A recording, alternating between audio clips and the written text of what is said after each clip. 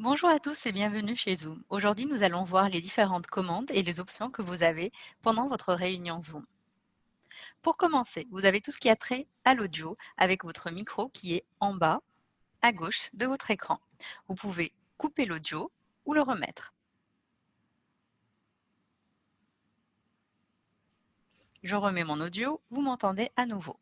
À côté du petit pictogramme de l'audio ou du micro, j'ai un petit triangle. Grâce à ce triangle-là, je vais voir quelle entrée et quelle sortie pour mon haut-parleur et pour mon microphone. À ce moment-là, je choisis la bonne sortie, la bonne entrée. Aujourd'hui, je porte un casque.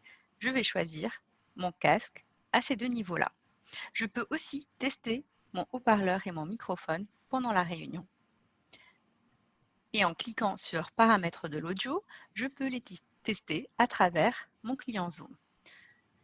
Je peux aussi choisir à ce niveau-là mon niveau de sortie et même chose pour mon microphone. Concernant la caméra, vous pouvez la couper ou la remettre. N'oubliez pas aussi de choisir la bonne caméra en cliquant juste là. En choisissant la caméra, vous allez avoir plusieurs options si vous avez plusieurs caméras qui sont pluguées à votre ordinateur ou à vos écrans, ou sinon à travers les paramètres vidéo. Et à ce moment-là, vous venez au niveau de caméra et vous choisissez la bonne caméra.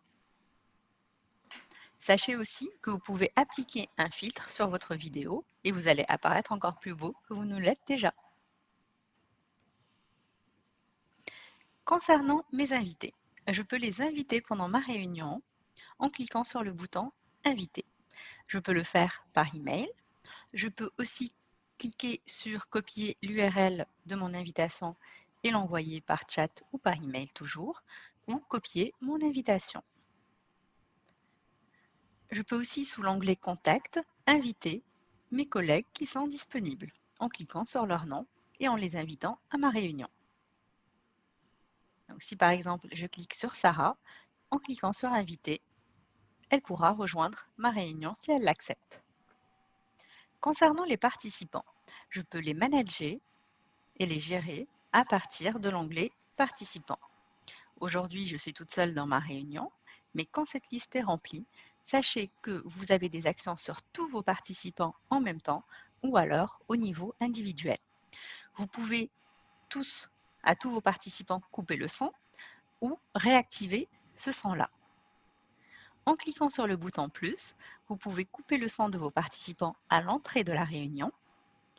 Vous pouvez les autoriser à réactiver leur micro, faire en sorte d'avoir un carillon qui va se jouer à l'entrée d'un participant et à sa sortie, autoriser vos participants à se renommer, ou alors, si vous estimez après 10 minutes de réunion que vous ne voulez plus recevoir de personnes dans votre réunion, vous pouvez la verrouiller.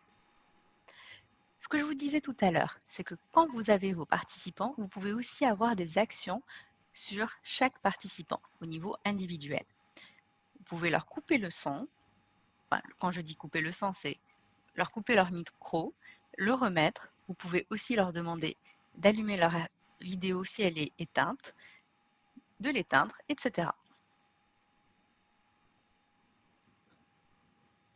En ce qui concerne l'option de partage d'écran, quand je clique dessus, je vois que j'ai des options partage de base, en partageant uniquement mon bureau par exemple, ce que je fais aujourd'hui.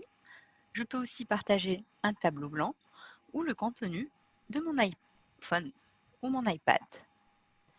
En cliquant sur Avancer, j'ai d'autres options. Je peux aussi partager le son de mon ordinateur en n'oubliant pas de cliquer sur Partager le son de l'ordinateur en bas à gauche. Enfin, si Zoom, mon client Zoom est intégré avec d'autres applications, je peux aussi les sélectionner sous l'onglet Fichier. Concernant les options de chat pendant votre réunion, vous avez la possibilité de chatter avec tout le monde ou de chatter uniquement avec une personne en privé.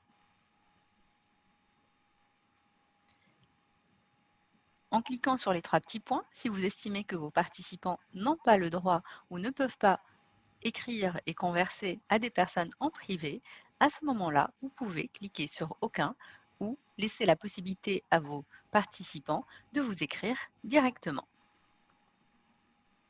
N'oubliez pas d'enregistrer votre conversation, si elle est importante, avant la fin de votre réunion.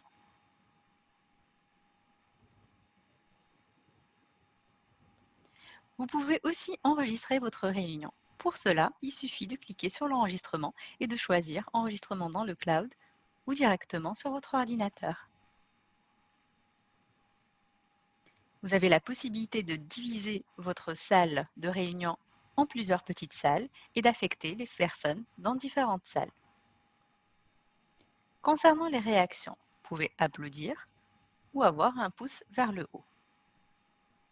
Et si je clique sur mon petit plus, sachez que vous pouvez rediffuser votre réunion en direct sur les réseaux sociaux.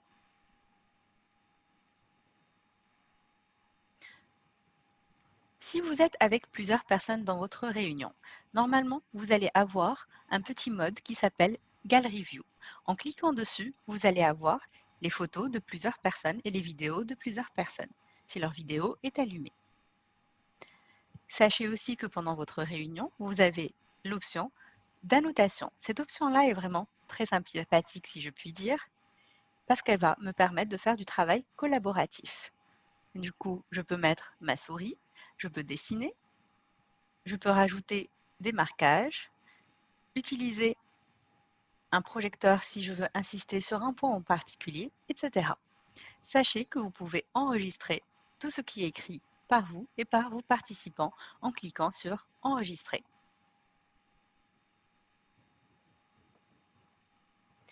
En cliquant sur le bouton plus, vous pouvez interdire à vos participants de faire des annotations. Vous pouvez aussi afficher le nom de toutes les personnes qui sont en train d'annoter. Et vous avez d'autres options qu'on a vues tout à l'heure.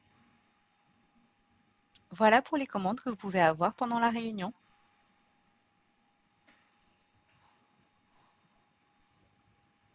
Enfin, lorsque vous voudrez quitter votre réunion, vous avez la possibilité de cliquer sur Quitter la réunion et à ce moment-là, les participants pourront rester dans la réunion ou mettre fin tout simplement à la réunion pour tous.